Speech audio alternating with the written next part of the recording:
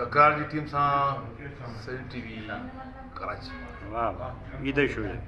ईद जो शो। वाह जी वाह, साईं ज़ुल्फ़िकार बुर्जी साहिब ये असांजो जी मूंखे ज़ोर मां पीला ठाहियां वठी टंग मां वठी जो उछलायो ये उछला वञी रहिया आहिनि कराची। साईं ॾिसो था मोबाइलनि जो दौरु आहे, सभु को गॾु वेठा आहिनि, पोइ कचरियूं था कनि, मोबाइलनि में मसरूफ़ आहिनि। साईं साहब टीम खे लीड थो करे पियो।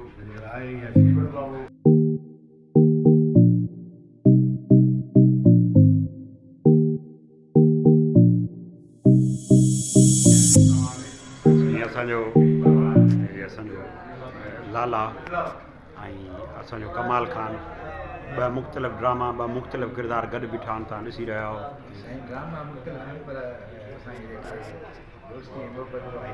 ऐं हिकिड़े शहर जा आहियूं ऐं राइटर बि असांजे ॿिन्ही ड्रामनि जो हिकिड़ो आहे। सभु दादू जा आहियूं, सभु भाई आहियूं, सभु खां पहिरियां सभु सिंधी आहियूं, मुस्लमान आहियूं, ड्रामा थींदा आहिनि, दोस्ती साईं मां हैरान आहियां, अॼु ख़बर पई मुस्लमान रही आया हूँ या रही आया हूँ।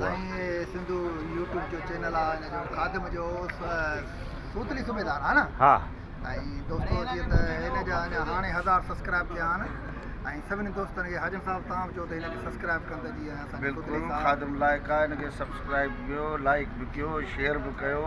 इन जो पंहिंजो चैनल आहे, महिनती माण्हू आहे।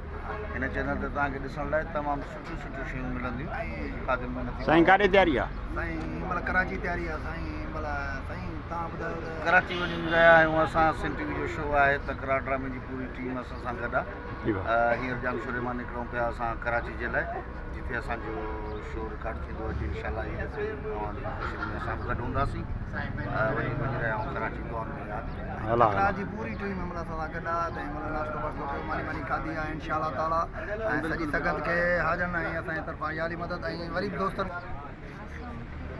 साईं नाज़रीन गिला बि था कनि, ॾिसी रहिया आहियो। हा जेके बि अलॻि अलॻि बीठा हुजनि सम्झो गिला था कनि। ऐं हीअ असांजी वॾेरी ज़रीना बेगम, ज़रीना आहे बाक़ी बेगम मुंहिंजी थियणारी आहे।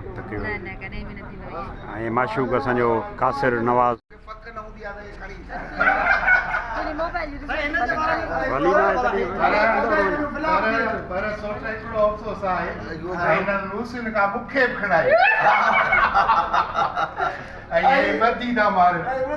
असांखां कमु नथो थिए, हिनखे चङो मुड़ितो मोकिली, हिन खां बि कमु नथो थिए।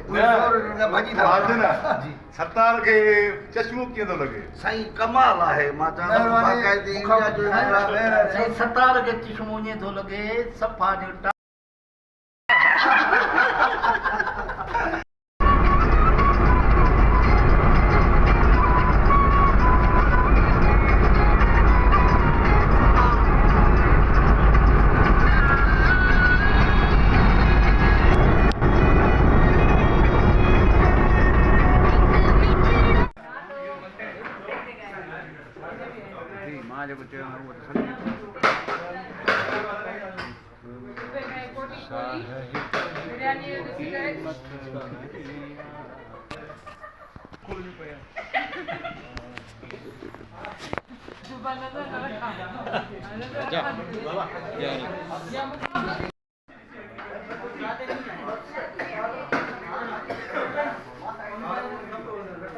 वो दे दी, वो 3 प्लेट दे दी उनको। ना बेटा मुझे 3 प्लेट दो। ये दो अभी कैसे देना है? यहाँ से हाँ बिल्कुल। अच्छा मामा